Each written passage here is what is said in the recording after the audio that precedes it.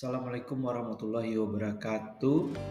Pada kesempatan kali ini kita akan membahas mengenai materi konsep masyarakat pedesaan dan perkotaan pada mata kuliah Ilmu Sosial Budaya Dasar. Tujuan pembelajaran mata kuliah yang pertama, memahami definisi masyarakat, desa, dan kota. Yang kedua, mengidentifikasi ciri dan unsur masing-masingnya. Dan yang ketiga, menganalisis permasalahan sosial di pedesaan dan di perkotaan. Masyarakat pedesaan adalah sekelompok masyarakat yang merupakan komunitas dengan keterikatan sosial tinggi, berbasis pada pertanian dan pola hidup tradisional, di mana mereka mempunyai keterbatasan infrastruktur dan akses layanan kesehatan. Sedangkan definisi masyarakat perkotaan adalah kumpulan masyarakat di mana komunitasnya mempunyai kepadatan penduduk yang tinggi, heterogen atau bercampur, kompleks, dan cenderung individualistik, serta kegiatan mereka dominan di sektor industri dan jasa. Adapun ciri-ciri masyarakat pedesaan adalah homogen atau sama. Misalnya asal-usulnya sama, bahkan mereka bisa terdiri dari keluarga besar. Kemudian yang kedua, hubungan sosialnya bersifat pribadi dan kekeluargaan. Umumnya bersifat pribadi dan kekeluargaan. Tidak ada hubungan bisnis ya di antara mereka. Cirinya biasanya demikian. Kemudian mempunyai tradisi yang kuat serta partisipasi sosial yang tinggi, di mana hampir semua masalah itu bisa mereka tangani secara bersama-sama. Namun di sini cirinya adalah lambat menerima perubahan sosial karena pengaruh dari mereka tidak individual tapi bersifat sosial, sehingga kalau adanya perubahan sosial itu mereka tidak lambat menerima hal tersebut. Sedangkan ciri masyarakat perkotaan adalah heterogen. Asal muasal mereka itu bercampur. Misalnya di kota Jakarta ya ada orang Papua, ada orang Jawa, ada orang Sunda, ada orang Bangka, ada orang Medan, dan lain-lain. Bahkan ada banyak juga orang dari negara asing, dari Arab, dari Eropa, dari Afrika, dan lain-lain. Jadi mereka heterogen. Kemudian hubungan sosialnya adalah formal dan rasional, bukan hubungan kekeluargaan. Jadi mereka biasanya berhubungan karena kepentingan. Salah satunya bisnis, misalnya mereka kenal ya karena sering kerja di kantor yang sama, ataupun pergi berbelanja di mall yang sama, sehingga perkenalan mereka itu lebih banyak hubungannya itu formal ya, dan rasional, atau bisa disebut juga bisnis. Dan orang perkotaan ini cirinya itu mobilitasnya tinggi. Jadi kepentingannya itu karena mereka itu bekerja, ya kita tahu bekerja itu bisa 8 jam per hari rata-ratanya. Kemudian ditambah lagi kegiatan-kegiatan yang lainnya, misalnya mengurus anak yang sekolah, membeli pakaian yang baru, membeli peralatan rumah tangga, belanja bulanan, mencari hiburan, tempat-tempat hiburan, dan lain-lain, sehingga ini mereka itu mobilitasnya tinggi. Kemudian mereka cepat terjadi perubahan dan sangat individualis. Jadi mereka fokus pada diri sendiri, tidak ikut campur urusan orang lain karena pengaruh dari mobilitas yang tinggi itu. Kesibukan mereka untuk bekerja dan melakukan kegiatan. Adapun unsur-unsur dari masyarakat pedesaan, pertama keluarga besar. Jadi kalau di pedesaan itu tetangga-tetangga itu kemungkinan besar mereka itu adalah suatu keluarga besar, satu nenek atau satu buyut, masih ada sepupu tinggal di sebelahnya, atau serumah juga dengan adiknya.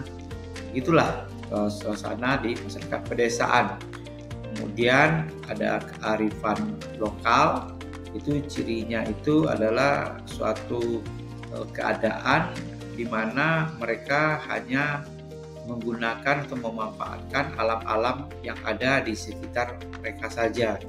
Soalnya kalau permainan anak-anaknya ya dari bambu, dari dedaunan, kemudian juga makanan mereka dari singkong, ikan yang mereka pelihara, ayam, sayur-sayuran, di cirinya itu seperti itu. Dan mereka mempunyai lembaga adat, kumpulan komunitas yang berupa, sebenarnya itu adalah sebuah organisasi ya, tapi informal ya, lembaga adat. Biasanya terdiri dari orang-orang yang sudah tua, orang-orang mempunyai ilmu agama, kemudian juga anak-anak muda, utusan-utusan dari dusun-dusun yang lain, jadi suku-suku di sekitar mereka, itu namanya lembaga adat. Dan unsur berikut itu pasti ada gotong royong ya. Misalnya dalam hal pembangunan masjid, musola, dalam hal pernikahan, pesta pernikahan, resepsi, itu selalu mereka gotong royong. Walaupun mungkin sekarang sudah tidak begitu lagi, sudah berkurang ya, tapi ciri khas gotong royong dalam setiap aspek kehidupan itu selalu mewarnai kehidupan di masyarakat pedesaan. Berikut perbedaannya, sedangkan di unsur-unsur masyarakat perkotaan, di mana mereka membangun struktur ekonomi yang modern. Ada pasar-pasar modern, ada minimarket, kemudian juga ada layanan-layanan laundry, semuanya serba dibeli. Kemudian di situ juga ada lembaga formal dan birokrasi, ada unsur-unsur kepemerintahan yang jelas, misalnya ada gubernur, ada kantor-kantor untuk layanan masyarakat, dan lain-lain. Kemudian di situ juga ada diversitas budaya dan nilai. Diversitas ini maksudnya keberagaman, ya, keberagaman budaya dan nilai, sehingga ini berpengaruh terhadap bahasa mereka ya. Orang di kota, karena mereka terdiri dari campuran orang-orang dari berbagai suku bangsa, mereka menggunakan bahasa, kalau di Indonesia itu bahasa resmi, bahasa Indonesia ya, karena supaya mengerti ya. Jadi diversitasnya itu mereka siasati dengan menggunakan bahasa yang resmi. Kemudian orang kota itu biasanya bergantung pada teknologi ya, karena waktu terasa sempit, jalanan macet, ke kantor mungkin harus berjam-jam, sehingga mereka sangat bergantung pada teknologi seperti smartphone, kemudian selalu menggunakan laptop untuk bekerja, kemudian menggunakan kendaraan dan fasilitas lainnya. Hal ini dipengaruhi karena waktu mereka itu padat ya, sehingga mesti bergantung pada teknologi ya. Hiburannya juga seperti itu. Hiburannya nontonnya misalnya ke bioskop, ke mall, jadi mereka tidak bisa terlepas dari teknologi. Berikut permasalahan di masyarakat pedesaan. Yang pertama adalah keterbatasan akses kesehatan dan pendidikan karena penduduknya tidak padat, kemudian juga struktur dan infrastruktur layanan kesehatan dan layanan pendidikan juga tidak banyak, sehingga ada keterbatasan akses kesehatan dan pendidikan di sana. Walaupun pemerintah tentu saja ingin menanggulanginya dengan cara membangun sekolah-sekolah di desa-desa serta layanan masyarakat atau puskesmas yang terletak di desa-desa. Kemudian di sini adalah kemiskinan struktural. Ini maksudnya karena memang kegiatan bisnis tidak ada, misalnya pariwisata juga tidak ada orang yang datang, penduduknya sedikit, sehingga uang yang beredar juga sedikit. Jadi hal ini mengakibatkan kemiskinan struktural. Kemudian cirinya adalah urbanisasi, di mana semakin hari bahkan di negara maju pun yang cirinya penduduk di pedesaan itu menjadi sedikit. Bahkan di Jepang itu banyak desa yang sudah tidak ada penghuninya lagi. Di Indonesia juga begitu. Penduduk di desa itu sangat sedikit. Yang ini hanya terdiri dari orang tua saja, karena orang mencari pekerjaan di luar kota, orang juga sekolahnya di kota. Kemudian berikut adalah minimnya infrastruktur, sarana dan prasarana yang tidak terjangkau, ya, negara belum mampu menyediakan infrastruktur seperti perkantoran, layanan kesehatan, dan jalan yang layak, ya, karena masih terbatas, hanya ada di misalnya untuk jalan itu di jalan-jalan protokol dan menghubungkan antar kota. Berikut permasalahan yang terjadi di perkotaan. Yang pertama adalah kemacetan dan polusi. Jumlah penduduk yang padat, kendaraan yang banyak, mudahnya orang membeli kendaraan sehingga mengakibatkan kemacetan. Dan beberapa kota besar di Indonesia ini adalah sudah termasuk dalam kota dengan angka kemacetan tertinggi di dunia. Tentu saja pemerintah selalu mencarikan solusi yang terbaik, salah satunya dengan mengaktifkan kendaraan-kendaraan umum, sehingga orang tidak membawa kendaraannya sendiri. Kalau semua orang membawa kendaraan sendiri, semuanya jadi macet. Dan ini berbarengan juga dengan polusi, ya, karena kegiatan industri serta lalu lintas, ya, yang ada di perkotaan. Karena produksi kan di perkotaan, ya, bahan mentahnya dari desa, kemudian diolah, bisa jadi diolah di pinggir-pinggir kota, dinikmati oleh orang kota dengan penduduk yang padat, sehingga terjadi polusi. Kemudian berikut ada pemukiman kumuh dan kesenjangan sosial. Ini setara, ya, karena orang-orang tergiur ingin merubah nasib ke kota, dikiranya di kota mudah mencari uang karena penduduknya banyak, tinggal buka rumah makan atau jual-jual makanan ringan. Itu akhirnya mereka pergi ke kota. Namun hal ini orang yang tidak punya keahlian, tentu saja impiannya itu tidak sebaik orang yang punya keahlian dan profesi yang baik, sehingga terjadilah orang-orang tersebut tinggal di pemukiman kumuh. Dan dapat kita rasakan kesenjangan sosial di perkotaan itu sangat tinggi. Ada orang yang gajinya 100 juta per bulan, ada orang yang hanya menghasilkan 50.000 per hari, dan lain-lain, ya. Jadi kesenjangan sosial ini akan tinggi dan akibatnya bisa meningkatkan tingginya angka kriminalisasi. Makanya orang banyak berpendapat kehidupan di kota itu keras, ya. Jadi salah satunya karena penyebabnya adalah kesenjangan sosial.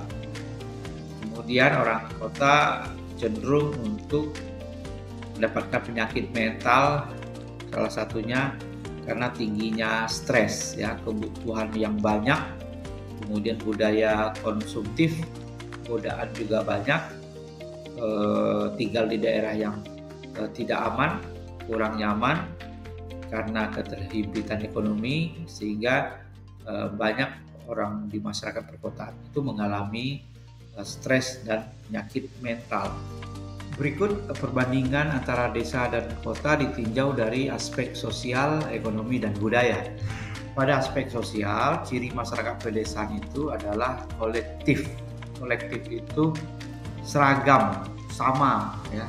Sedangkan perkotaan itu individualistik atau sendiri, mandiri. Jadi kalau kita lihat, kalau Anda berada tinggal di wilayah pedesaan, misalnya orang akan menggunakan pakaian itu tidak akan berbeda bentuknya ya, satu dengan yang lainnya. Misalnya di suatu daerah orang pakai pakaian ke pesta pernikahan, resepsi itu menggunakan warna-warna yang tidak terlalu terang ya, misalnya hitam ataupun putih seperti itu.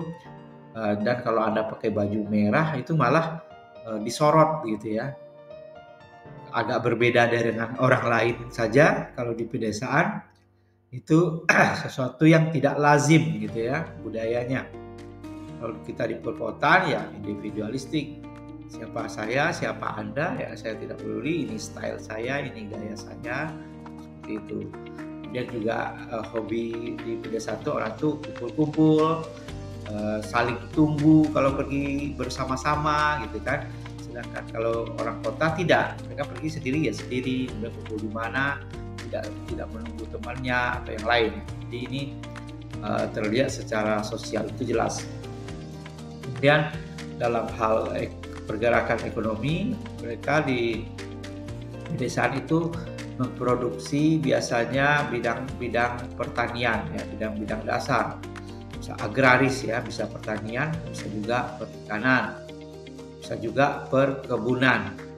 Karena apa? Karena lahannya yang masih luas.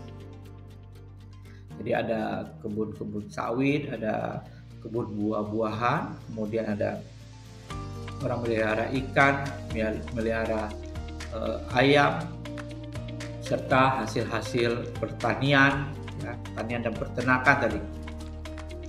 Sedangkan di perkotaan jumlah penduduknya padat, kemudian lahannya sempit, sehingga di sana orang jual jasa ya, jual misalnya dagang makanan, tempat hiburan, kemudian layanan-layanan jasa ojek, ojol ya, dan lain-lain. Kemudian juga ada industri-industri yang lebih canggih. Dan dalam hal budaya, masyarakat pedesaan itu biasanya karena sarana dan prasarananya terbatas, budayanya itu masih tradisional ya. Sedangkan di perkotaan itu menggunakan alat-alat yang modern.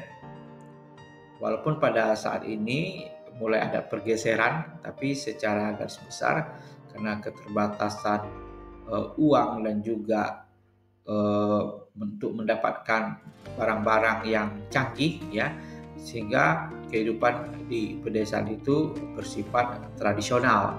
Misalnya dari segi makanan ya, apa-apa saja yang bahan yang ada di desa itu ya itulah yang mereka makan. Di perkotaan karena pilihannya banyak, jadi bisa jadi misalnya kalau dalam hal makanan ya banyak makanan-makanan Eropa itu ada di kota-kota besar di Indonesia ya, makanan Jepang dan lain-lain. Ya, tentu saja untuk cara membuat dan pengetahuannya itu harus menggunakan alat-alat yang canggih. Begitu pula dengan pelayanan kesehatan, jadi harus menyesuaikan ya. Dalam hal ini implikasi dalam pelayanan kesehatan adalah dalam hal pendekatan budaya lokal pada pelayanan kesehatan ibu dan anak. Budaya-budaya yang sudah ada, tradisi-tradisi yang sudah ada itu harus diketahui oleh para tenaga kesehatan. Apabila memang tidak sesuai dengan prosedur kesehatan, ini harus dijelaskan secara baik-baik, didekati secara baik-baik. Kemudian dalam hal pemahaman konteks sosial pasien juga sangat penting ya. Jadi kalau pasien di pedesaan karena mereka itu bersifat sosial di antara mereka masyarakatnya, jadi kalau misalnya mereka sakit yang ngantarnya itu banyak sekali orangnya, ya tugas kesehatan tidak usah heran atau tidak usah juga mempertanyakan, ya harap dimaklumi karena memang mereka seperti itu. Ataupun misalnya dalam hal sewaktu melayani pasien, ada yang ingin menjenguk masuk ke dalam padahal ini berbahaya dalam hal penularan misalnya, ini harus disadari oleh tenaga kesehatan untuk melakukan pendekatan-pendekatan yang baik. Itu juga hal yang berhubungan dengan komunikasi dan edukasi kesehatan.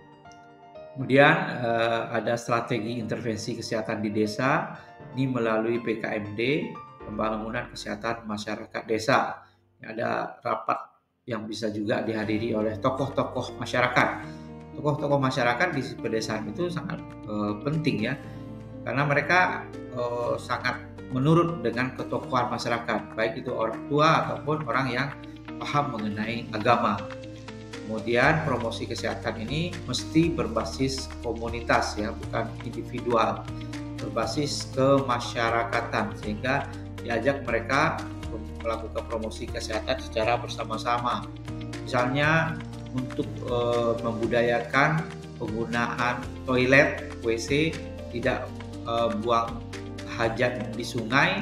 Ini dulu sangat berat ya tugasnya di beberapa daerah, namun sudah banyak yang berhasil. Ini perlu pendekatan berbasis komunitas. Itu juga dengan memanfaatkan para kader, dan kalau di bidang itu melatih dukun bayis sebagai mitra dan mengajarkan mereka dasar-dasar persalinan yang baik dan steril. Berikut adalah strategi intervensi kesehatan di perkotaan, di mana pada daerah perkotaan dibutuhkan kolaborasi lintas sektor, karena banyak sektor-sektor lain yang harus terkait dengan kesehatan. Selain dari kesehatan itu sendiri, ada sektor perumahan, lingkungan, dan sektor transportasi. Ini menjadi penting karena kesehatan adalah masalah bersama, sehingga dibutuhkan untuk wilayah perkotaan itu kerjasama lintas sektoral. Kemudian edukasi untuk pendekatan berbasis digital, bukan berbasis dalam hal mengumpulkan masyarakat, tapi dengan digital saja, karena masyarakat perkotaan tidak punya waktu untuk menjalankan program komunitas ya, disuruh ngumpul dan lain-lain, mereka sangat sibuk. Itu juga dengan program yang paling penting di wilayah perkotaan itu adalah program pengurangan risiko stres dan gizi buruk akibat dari tekanan hidup, kemudian juga tingkat kriminal yang tinggi, kemudian juga macet, polusi, dan waktu untuk relaksasi sangat sedikit, sehingga sering terjadi stres.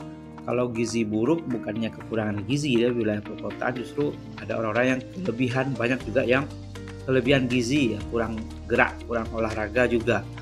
Kemudian dalam hal mengkonsumsi makanan yang mengandung zat-zat kimia, makanan yang diolah dengan industri, ini berbahaya ya, dan ini jarang terjadi di wilayah pedesaan. Demikianlah materi kali ini.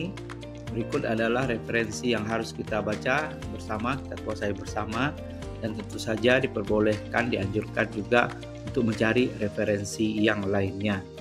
Billahi taufik wal hidayah. Assalamualaikum warahmatullahi wabarakatuh. Salam sehat.